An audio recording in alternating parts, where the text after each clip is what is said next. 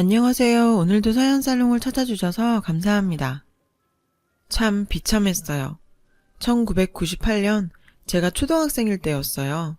학교에 갔다가 돌아온 저는 집안 곳곳에 붙은 빨간 딱지를 보게 되었어요. 구두공장을 하던 아버지의 사업이 IMF 여파로 망하면서 저희 집안의 가난이 시작되었습니다. 구두공장집 딸로 부족함 없이 자랐던 제가 단칸방에서 4명이 살아야 될 정도로 정말 어려운 학창시절을 보내게 되었어요.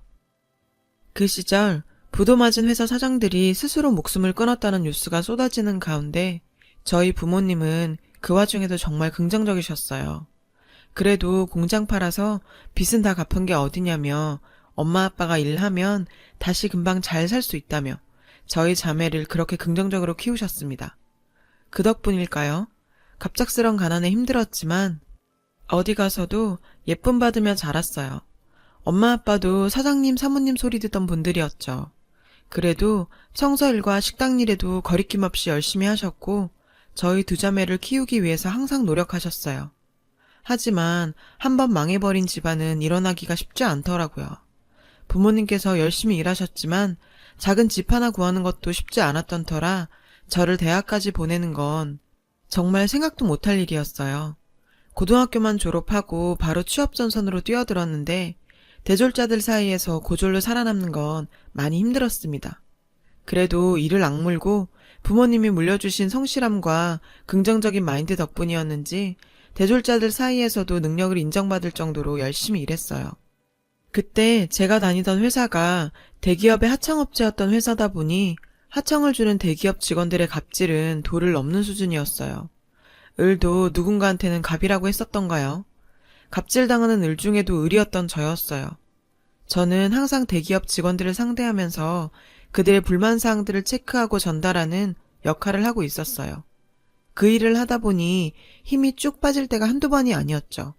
하지만 제가 버는 돈으로 동생 대학교 보내줄 수 있다고 생각하면서 버텼습니다. 그러던 어느 날 역시 하청 관련 건으로 미팅을 나간 자리에서 한 남자를 만나게 되었어요. 대기업 대리였던 그 남자는 이번에 우리 회사 하청 관련 담당자로 미팅에 나오게 되었다고 했어요. 그때까지만 해도 또 갑질할 사람이 바뀌었다고만 생각했었죠. 하지만 겪어보니 그 남자는 저를 보자마자 반말을 찍찍하던 다른 직원들과는 달랐습니다. 항상 존댓말을 쓰면서 제가 하는 이야기도 귀 기울여 들어주고 불만사항이 있더라도 기분 상하지 않게 설명하면서 제 상황까지도 고려해줬는데요. 제가 보던 갑질하는 대기업 직원과는 분명 다른 사람이라고는 느껴졌습니다. 제가 회사 다니면서 번 돈으로 동생은 공부해서 명문대인 Y대에 들어가게 되었고 대학 발표나는 날 비록 저는 대학을 못 갔지만 동생이라도 대학을 보냈다는 생각에 진짜 뿌듯해서 저도 모르게 싱글벙글했어요. 그 통에 다른 직원들이 이상하게 쳐다볼 정도였어요. 일적으로 자주 만나게 되니 그 남자와도 조금은 편한 사이가 되었고 싱글벙글 웃고 있는 저를 보고 말을 걸어오더라고요. 규리씨, 뭐 좋은 일 있어요? 아까부터 계속 웃고 있던데. 아니에요. 그냥 동생이 대학에 합격했다고 해서 기분이 좋아서요. 와, 잘 됐네요. 혹시 어디 대학교에 갔는지 물어봐도 돼요? Y대요. 제 동생이 공부를 잘했거든요. 저는 대학 못 갔더라도 동생이라도 대학 보낼 수 있어서 다행이네요. Y대 갔어요? 제 후배네요. 동생분하고 같이 언제 밥 한 끼 해요. 대리님이 저랑 왜요? 그렇죠. 뜬금없는 밥 먹자는 제안에 너무 당황한 나머지 민망할 정도로 거절을 해버렸고 그저 의례적으로 하는 이야기인 줄만 알았습니다. 그렇게 시간이 흘러 저도 담당 부서가 바뀌면서 그 사람을 만날 기회가 없어졌죠. 그렇게 잊혀갈 때쯤 그에게 연락이 왔어요. 규리씨, 저예요. 이재훈 대리. 누구라고요? 이 대리님? 이 대리님이 왜? 갑자기 전화가 온 그는 회사 근처라며 저녁이라도 먹지 않겠느냐고 물었어요. 사실 그의 저런 친절은 기분 좋은 관심이기도 했지만 저에게는 약간 불편한 부분이었어요. 솔직히 Y대 나온 대기업 다니는 그 남자가 나 같은 고졸에 중소기업 다니는 사람한테 자꾸 왜 밥을 먹자고 하는지 이해할 수가 없었거든요. 계속 거절하는 건 예의가 아니다 싶어서 약속 장소에 나갔고 그 남자는 그날따라 수트를 빼입고 저를 기다리고 있었어요. 저는 그에게 솔직한 제 마음을 얘기했어요. 이 대리님, 사실 이렇게 나오긴 했지만 왜 저한테 밥을 먹자고 하는지 이해가 잘 안 가서요. 규리 씨, 눈치 빠르다더니 완전 눈치 꽝이신데요? 왜 제가 밥을 먹자고 했겠어요? 제가 규리 씨한테 관심이 있으니 이렇게 연락한 거 아니겠어요? 생각지도 못한 그의 말에 저는 어리둥절할 수밖에 없었는데, 네, 맞습니다. 항상 살기 바쁘다 보니 연애할 시간 한 번 없었고 이런 썸조차 타본 적 없었어요. 그 남자가 보내는 신호를 전혀 받지 못했던 건데요. 그 사람은 제가 일하면서 참 힘든 상황에서도 항상 웃으면서 일하는 모습이 마음에 들었다네요. 몇 번이나 저에게 신호를 보냈지만 그때마다 저의 매몰찬 모습에 참다 이렇게 말하는 거라더군요. 그런데 정말 이렇게까지 모르고 있을 거라고는 생각도 못했다며 웃었어요.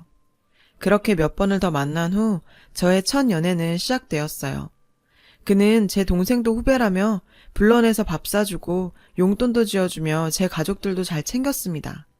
만나면 만날수록 진국이라고 느껴질 만큼 강자에게 강하고 약자에게 약한 멋진 남자였고, 연애하면서 한 번도 서운함 느끼지 않게 저를 배려해주는 남자였어요. 그렇게 1년 연애하고 결혼 약속을 했는데 행복했던 연애와 달리 결혼 승낙부터 현실의 벽에 막혔어요. 아무것도 해줄 수 없는 가난한 집안에 고졸, 중소기업에 다니는 제가 그 남자의 집에 눈에 찰 리가 없었죠. 특히 시어머니께서는 어떻게 공부시켜서 대기업까지 보냈는데 고졸을 만날 수 있냐며 격렬하게 반대하셨어요. 저도 물론 이해합니다. 제 처지에 이런 남자를 만난다는 거 자체가 말도 안 된다는 걸요. 아무리 긍정적인 저지만 이 상황에서 시부모님들의 승낙을 바란다는 건 어렵다고 생각했어요. 하지만 시아버지께서는 사람이 중요하지 학벌이 뭐가 중요하냐며 남편 의견에 힘을 실어주셨고 6개월간 설득한 끝에 결혼 승낙을 받아낼 수 있었어요. 사랑하는 사람과 결혼을 하게 되었지만 시부모님 모시고 함께 사는 인연은 정말 생지옥이었어요. 시어머니는 남편과 시아버지 앞에서는 상냥한 시어머니였지만 저와 따로 있을 때는 그야말로 악마 같은 모습을 보이셨죠. 얘야, 너 이리 와봐. 이거 언제 빨았니? 넌 도대체 생각이 있니 없니? 결혼할 때 아무것도 못 해왔으면 집안일이라도 잘해야지. 너 꼴랑 얼마 번다고 그걸로 네 가족 생활비 주고 네 동생 학비 대고 있니? 그럴 거면 결혼은 왜 했어? 시어머니는 제가 어지간히도 못마땅하신지 남편과 아버지만 없으면 악담을 해대셨고 정말 억울하고 할 말도 많았지만 제가 더 잘하면 시어머니도 바뀌지 않을까 하고 퇴근 후에 집안일로 제 나름으로 최선을 다해서 했어요. 하지만 시어머님은 잘 변하지 않으셨죠. 결혼 1년쯤 흘렀을 때 저희 부부에게도 축복이 찾아왔어요. 배가 불러오자 남편은 본인이 제 동생 졸업할 때까지는 지원하겠다며 회사를 그만두는 게 어떠냐는 제안을 받아들여 집에서 출산 준비를 했습니다. 저는 아이를 가지면 시어머니도 조금은 달라질 거라고 생각했어요. 시어머니께서는 본인의 손주를 임신하고 있는 저를 여전히 업신여기며 괴롭혔어요. 배불러 온다는 핑계로 일 안 하려는 거 봐라. 내 아들 월급에서 네 동생 학비 나간다면서. 넌 내 아들한테 들러붙어서 기생하려고 결혼했니? 배가 불러오면서 예민해진 탓일까요? 평소 같으면 한 귀로 흘려버릴 이야기에 순간 울컥해서 어머님께 대들었는데요. 어머님, 제가 그만둔 게 아니라 재훈 씨가 그러길 원해서 그만둔 거잖아요. 아무리 그래도 제가 기생충도 아니고 기생한다니요. 말이 너무 심하신 거 아니에요? 어머님은 황당해하시며 제 머리를 쿡쿡 찌르면서 말씀하시더라고요. 뭐? 지금 너 나한테 말대꾸하는 거니? 참 못 배워먹어도 한참 못 배워먹었구나. 역시 이래서 고졸은 안 돼. 재훈이 이놈은 어디서 이런 애를 데리고 와서? 정말 하고 싶은 말은 100마디 1000마디 있었지만 속으로 꾹 참고 방으로 들어가서 펑펑 울었어요. 어머님이 바뀔 거라는 희망은 점점 절망으로 바뀌었고 하루빨리 분가해서 이 집을 떠나고 싶었죠. 남편이 퇴근하기만을 기다렸다 분가 이야기를 꺼냈는데 재훈 씨, 우리 언제 분가할 수 있을까? 분가? 왜? 나가서 살고 싶어? 벌써 1년이 훌쩍 넘었네. 자기 아이만 낳고 나갈 집 알아보자. 미안해. 내가 먼저 준비했었어야 했는데 요즘 회사 일이 너무 바빠서 신경을 못 썼네. 회사에서 승진의 중요한 시기라 밤늦게 퇴근하는 남편에게 더는 스트레스 줄 수가 없었어요. 아이만 낳고 분가하자는 남편의 말에 이 지옥 같은 생활도 몇 개월 남지 않았구나 생각하고 참아보기로 했어요. 하지만 결정적인 사건은 그리 오랜 시간이 지나지 않아 터졌습니다. 여느 날처럼 집안일을 하고 있는데 흥분하신 시어머니께서는 다짜고짜 소리를 치셨어요. 야, 네가 우리 재훈이 꼬드겨서 분가한다고 했니? 참 염치도 없구나. 결혼할 때 맨몸으로 털털 와놓고 시부모도 모시기 싫다 이거냐? 아니 그게 아니라 원래 2년만 모시고 분가하기로 처음부터. 개뿔도 없는 게 너희 집에서 집 살 때 돈 보태줄 수는 있고 또 우리 아들한테 빌붙어서 기생충처럼 살려고 하니? 아니 어머님, 저도 애 낳고 나면 다시 일 시작할 거고 같이 갚아갈 건데 왜 매번 저를 기생충 취급하세요? 왜 자꾸 그러시는 건데요? 어머님은 또 제 머리를 쿡쿡 치시면서 이게 또 말대꾸하네. 고등학교밖에 못 나온 티네? 너희 부모는 너한테 뭘 가르쳤길래 애가 이렇게 되바라졌니? 그러니까 사업이나 말아먹고 길바닥에 나앉지. 시어머니는 갑자기 휴대폰을 들더니 저희 엄마한테 전화를 하더라고요. 사돈, 아이 교육을 어떻게 시켰길래 시어미한테 대들기나 해요? 시집 올 때 빈몸으로 보냈으면 아이 교육이라도 잘 시켜야지.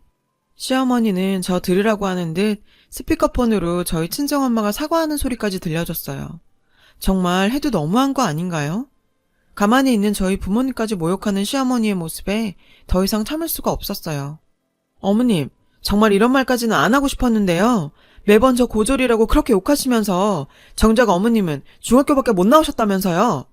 시어머니도 가난한 형편에 중학교까지밖에 졸업 못해서 학벌에 컴플렉스가 어마어마하신 분이었고 제가 치부를 드러내자 임산부인 제 뺨을 때렸어요. 너, 이 버러지 같은 년이 어디서?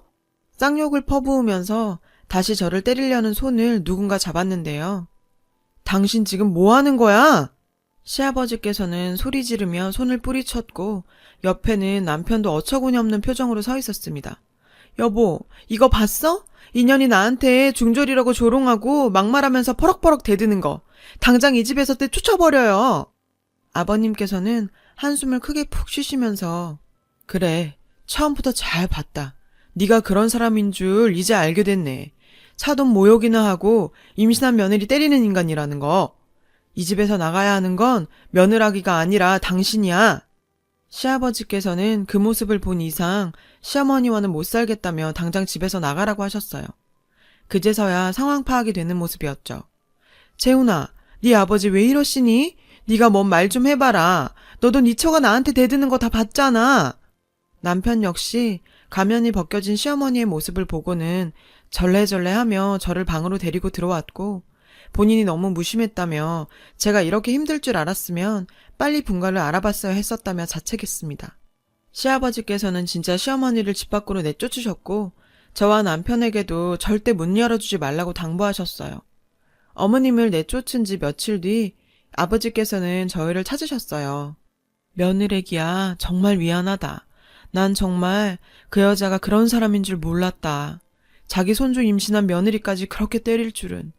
네 시어머니 일은 신경 쓰지 말고 여기 이 돈 꼭 보태서 분가할 집 한번 알아봐라. 아버님은 미안하다시며 집 구하는데 보태 쓰라면 통장을 내미셨어요. 본인께서는 은퇴 후 시골 내려가서 조용히 살고 싶은 꿈이 있었다며 이번 기회에 서울 생활 정리할 거라고 하셨습니다. 시간이 흘러 저는 무사히 예쁜 딸을 출산하게 되었어요. 시아버지께서는 손녀까지 안아봤으니 이제 됐다며 시골로 내려가셨고 저희도 분가하게 되었죠.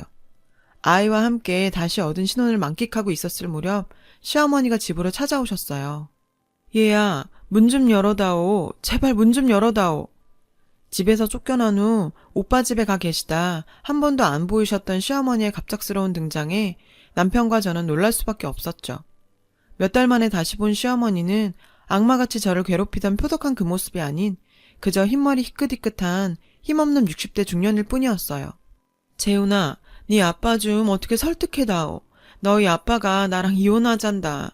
나 네 아빠 없으면 아무것도 없는 거 알잖니. 나 앞으로 어떻게 살아가니? 애기야, 내가 이렇게 무릎 꿇고 사과하마.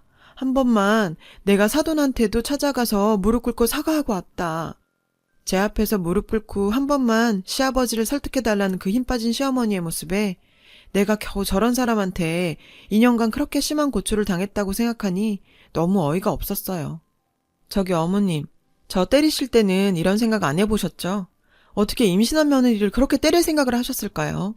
폭행죄로 고소하려는 거 남편 보고 꼭 참은 줄이는 아세요. 더 이상 여기서 이러지 마시고 나가세요. 2년간인 쌓인 울분을 모두 푼 건 아니었지만 항상 시어머니 앞에 서면 위축되던 제가 속마음을 내뱉고 나니 마음이 한결 시원해지는 것 같았어요. 남편은 어머님의 그런 모습에 안타까운 듯 했지만 제 편에 서줬어요. 시아버지와 이혼 문제는 우리가 관여할 문제가 아니라 아버지와 풀어야 할 문제라며 더는 이렇게 찾아오지 말라며 단호하게 말하더라고요. 참 다사다난한 2년간 시집살이였는데요. 이런 고난이 있어서인지 요즘의 행복이 더 소중하게 느껴지는 거 아닌가 싶습니다. 시아버지께서는 밤마다 영상통화할 만큼 손녀 바보가 되셨어요. 소진이 보고 싶을 때는 냉큼 오셔서 보고 가시곤 합니다. 시어머니와 시아버지는 지금 같이 살고 계세요. 어머님과 말씀 많이 나누시고 다시는 안 그러겠다고 하셨나 봐요. 오랜 부부의 연을 제가 끊을 수는 없죠. 그리고 시아버지 현명하신 분이니까 잘 결정하셨을 거라 생각합니다. 저희 세 식구와 시어머니는 아직 만나고 있진 않아요. 남편과 저도 언젠가는 자연스럽게 뵙게 되겠죠. 시간이 약인 그것까지는 맞고 싶지는 않네요. 가난은 죄가 아니에요. 그걸 비난하는 사람 마음이 더 가난한 거죠. 저는 오늘도 누구에게나 똑같이 주어진 하루를 더 열심히 행복하게 살아보려고요. 제 사연 들어주신 모든 분들이 살고 계신 삶도 늘 행복하시고 마음도 풍요롭기를 바랍니다. 여러분, 사연 댓글에 응원과 현명한 조언 부탁드려요. 좋아요와 구독은 저에게 큰 힘이 됩니다. 오늘도 좋은 일 가득하세요.